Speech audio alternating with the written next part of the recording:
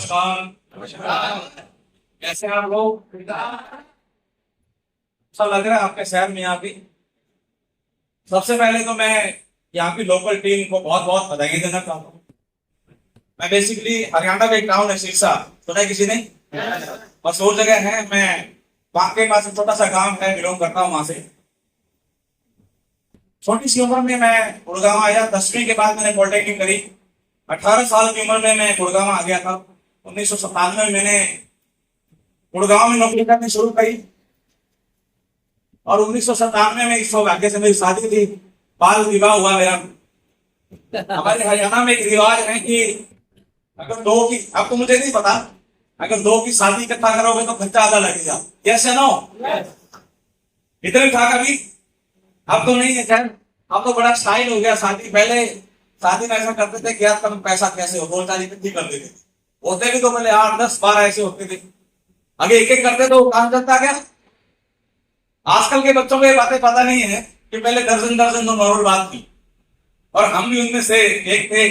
बहुत सारे थे भाई बहन, तो दो दो करेंगे तभी तो बात बनेगी। तो बड़े भाई साहब की उम्र थी, उनके साथ मेरी शादी हुई और शादी होने के शायद 10-11 दिन बाद में गुड़गांव आ गया था। जब मेरे पॉलिटेक्निक के पेपर हुए उसी टाइम मेरी शादी थी और मैं गुड़गांव आ गया। एक अच्छी कंपनी में नौकरी लगी मेरी उस टाइम। जब मैं गुड़गांव आया तो उस टाइम प्रैक्टिकल जो लोग थे वो कम थे, बीटेक तो था ही नहीं। आज तो जो मजाक बनाते हैं लोग बीटेक का, बनाते हैं ना, मजाक बनाते हैं लोग कि देखो बीटेक जो है चाप वाला, बीटेक चाय वाला, बीटेक छोले वाला, ऐसा बोलते नहीं बोलते। लेकिन हमारे टाइम में ऐसा नहीं था। हमारे टाइम में पॉलिटेक्निक बीटेक कुछ था ही नहीं। नौकरी की कोई टेंशन नहीं थी। अच्छी नौकरी मैंने करी। एक कंपनी है जय भारत मारुति, जेडीएम, जो मारुति ग्रुप का हिस्सा है। मैंने वहां से अपना करियर स्टार्ट किया। उसके बाद बहुत सारी कंपनियों में गया मैं, क्योंकि मैं मेंटेनेंस में था, इलेक्ट्रिकल देखता था तो डिमांड की जाता। तो नौकरी के हिसाब से कभी कोई समस्या नहीं थी। मेरी एक ही समस्या थी, मेरी वाइफ मुझे बोलती थी कि मुझे भी ले चलो ना गुड़गांव। उसका मन नहीं लगता था मेरे बिना। हेलो, ऐसा होता है? तो मैं जब भी घर पे जाता तो वो कहती मुझे कब लेके चलोगे। तो मेरी एक समस्या थी जो गुरुजी ने आज बताई। दोस्तों, एक होता पैसा और दूसरा होता बहुत सारा पैसा। एक होता पैसा और दूसरा क्या होता है? बहुत सारा पैसा। मैं उसको बोलता था यार बड़ी समस्या है, वहां पे रहने को जगह नहीं है, लोग किराएदारों की इज्जत नहीं करते।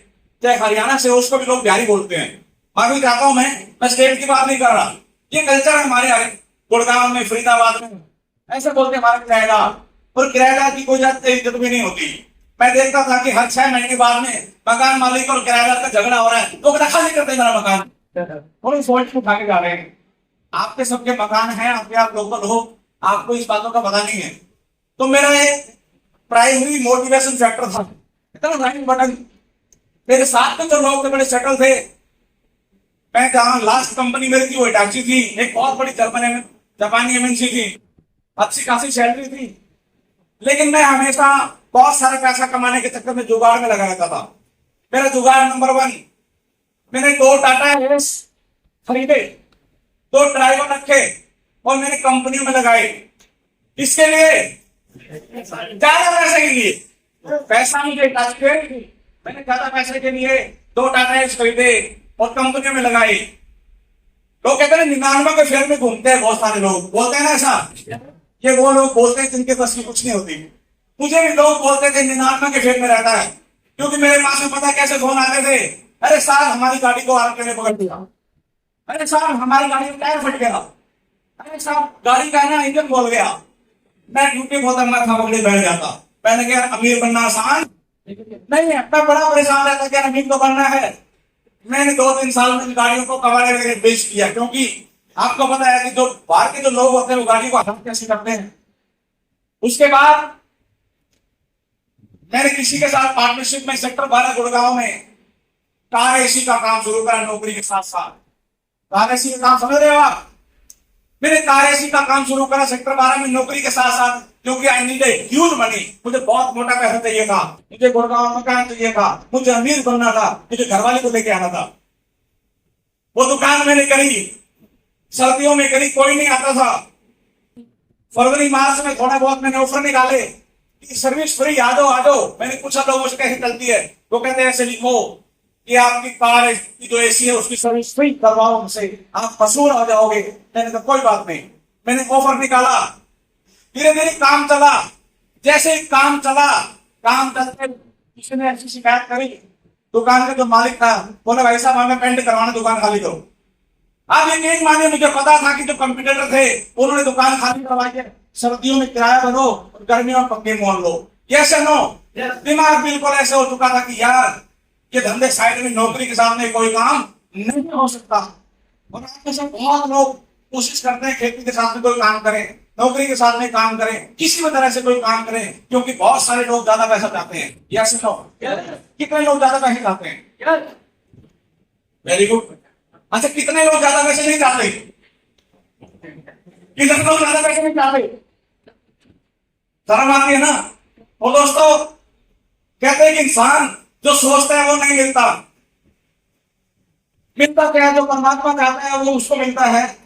और ये आज से बिजनेस मैं करना नहीं चाहता था, क्योंकि मेरे इलाके में सिरसा में एक कंपनी चलती थी पीसीएफ पर, जो बीमे करती थी। मेरे बहुत सारे लोग भी चले गए थे, शीशा से आते थे कि गुड़गांव में परम कंपनी बहुत चलेगी, आप ज्वाइन करो। मैं कहता मैं कोई ऐसा काम नहीं करना चाहता जहां पे लोग मुझे ये बोले कि हमने बर्बाद कर दिया। लेकिन एक दोस्त ने मुझे आज से बिजनेस दिया, क्यों 1500 रुपए में कपड़े की किट आती थी और मैं अपने दोस्त को खराब करना नहीं चाहता था। लेकिन ऐसे ही एक मीटिंग में मुझे जाने का मौका मिला। उस मीटिंग में बड़ी गजब की बात हुई। मैं फिल्में बहुत देखता था, आप लोग देखते हैं? कितने लोग फिल्में देखते हैं? अभी ये लोग इसलिए आज का पता करते हैं क्योंकि सारे फिल्म देखते हो, सारे शॉर्ट देखते हो, सारे वीडियो देखते हो। हमारे टाइम में एंटरटेनमेंट नहीं था, हमारे टाइम में एक ही था, संडे को फिल्म आएगी, पूरे हफ्ते में एक फिल्म आती थी। शहर में हम जाते नहीं थे, संडे को फिल्म देखते थे। हम पुरानी फिल्में देखते थे, उन फिल्मों में सीन दिखाते थे। एक बहुत अमीर सेठ है, उसका बहुत बड़ा बंगला है, उसमें 4-5 फोटोएं लगी हुई है बड़ी बड़ी। उन फोटो में उनका नाम लिखा हुआ है कि ये राय बहादुर गुजरमल, ये 1870 से 1920। उसका बाद में जो बेटा आया वो है राय बहादुर गुजरमल। और 5-7 ऐसे मत दिखाते थे कि उनको नमस्ते करो। क्यों नमस्ते करो? क्योंकि उन्होंने एक विरासत परिवार के अंदर छोड़ी है। यस या नो? ऐसा होता था। तो मैं ऐसे डरता था कि क्या यार अपन ऐसा कुछ अमीरी छोड़ के जाएंगे क्या? गुड़गांव में हम भी कभी अपना मकान बनाएंगे क्या गुड़गांव में अपना कभी कुछ होगा क्या? और वो मीटिंग जब मैंने देखी तो मुझे किसी ने बताया ना, ये एक ऐसा काम है, तुमसे बढ़िया कोई बंदा आएगा तुम्हारे नीचे ज्वाइन होगा। अब तो नीचे को गंदा बोलते हैं, अब तो टीम बोलते हैं, समझदार हो गए लोग। वो कहता ऐसा बंदा आएगा जो तुम्हारे नीचे ज्वाइन होगा, वो पूरे हिंदुस्तान में फैलाएगा और तुम्हारे पास अनलिमिटेड पैसा आएगा। मैंने कहा बन सकती है बात। और ईमानदारी से मैं आपको बताता हूं, मैंने कभी आरसीएम का प्रोडक्ट के रेट नहीं देखे, मैंने आरसीएम के प्रोडक्टों की दूरी नहीं देखी, मैंने कभी कुछ भी आरसीएम के बिजनेस से नहीं चाहा। मैंने एक ही काम, मैंने मेरी वाइफ को बोला कि अब लगता है हमारे ऑक्सीजन आने वाली है। मैंने एक ही काम करा, हमारी 6 बजे ड्यूटी और 2:30 बजे छुट्टी। 3 बजे जैसे ही इलास्टिक बस आती थी, मैं सिर्फ एक काम करता था, 1 कप चाय का पीता था। 3 पार्टनर थे हम, 3 लोगों ने मिलकर रूम लिया हुआ था। मैं आता, 1 कप चाय पीता और इस तरह का कार्ड देता और ताली निकालो तो 20 कमेरा के लिए मैंने यहाँ पे आने देता, 20 कमेरा में भी यही कार्ड दे रखा है। मैं इस तरह के कार्ड लेता और अपने जानकार जो लोग होते, सिरसा एरिया के, सारे एरिया के, फतेहाबाद एरिया के, इलाची के जो लोग हैं, उनके घरों में चला जाता, उनके कमरों में चला जाता, एसी टॉपी, और उनको जाके आरसीएम के बारे में बताता। और बताया तो मेरा आरसीएम का पहला चेक आया 540 का। आरसीएम में रोटी चूर बना, आरसीएम में टेक्निकल चूर बना, और मेरा आरसीएम का जो हाईएस्ट चेक आया है 1 महीने का 1,93,781। और आरसीएम से मैं 1.25 करोड़ रुपया आरसीएम से मैं अर्न कर चुका हूँ। 1.25 करोड़ रुपया मैं आरसीएम से अर्न कर चुका हूँ। गुड़गांव मेरे 2 अपने खुद के मकान हैं। मेरी वाइफ मेरे साथ रहती है, आई लव ए लॉट, मैं उससे प्यार करता हूँ, हर मीटिंग मेरे साथ रहती है। जल्दी शादी होने का सबसे बड़ा फायदा यह था कि जिंदगी में हमारी कोई गर्लफ्रेंड नहीं बनी। बनी कभी हम छोटे छोटे शादी होगी तो आज भी ऐसा गर्लफ्रेंड के साथ प्यार है।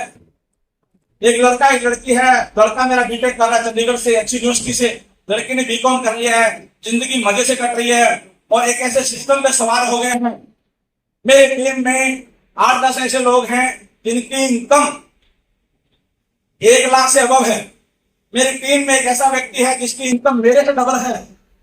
किसी के 30,000 आ रहे हैं, किसी के 30,000 आ रहे हैं, किसी के 10,000 आ रहे हैं। मैं कहना ये चाहता हूं, जब आप इस बिजनेस को बड़ा करोगे, आपकी टीम में ऐसे लोग होंगे जिनके लाख आएंगे, 50,000 आएंगे, 20,000 आएंगे और वो अपने इनकम को बड़ा करेंगे और आपका चेक ऑटोमेटिक बड़ा होता जाएगा।